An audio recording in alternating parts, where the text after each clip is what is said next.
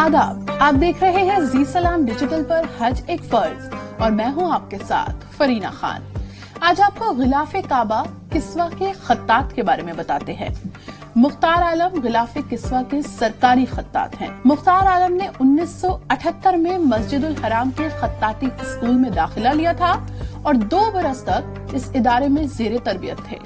उनके एक उस्ताद ने उनका नाम किस्वा फैक्ट्री में खत्तात के तौर पर तजवीज किया था और फिर 2003 से इस फैक्ट्री में अपनी खिदमत अंजाम दे रहे हैं। अहम बात यह है कि गिलाफ काबा के लिए हर बरस कुरानी आयात के नए सिरे से खत्ताती नहीं की जाती है, बल्कि इसके सांचे तैयार करके रखे गए हैं। इन सांचों की तैयारी के मुख्तलिफ मराहिल होते हैं। सबसे पहले कुरानी आयात का मतन कागज के किसी टुकड़े पर हाथ से लिखा जाता है, फिर उन्हें एक ग्राफिक आर्टिस्ट कंप्यूटर निजाम में शामिल करता है, फिर कंप्यूटर से इस मतन का एक साफ कागज पर प्रिंट लिया जाता है और इसको सांचे की तैयारी में इस्तेमाल किया जाता है।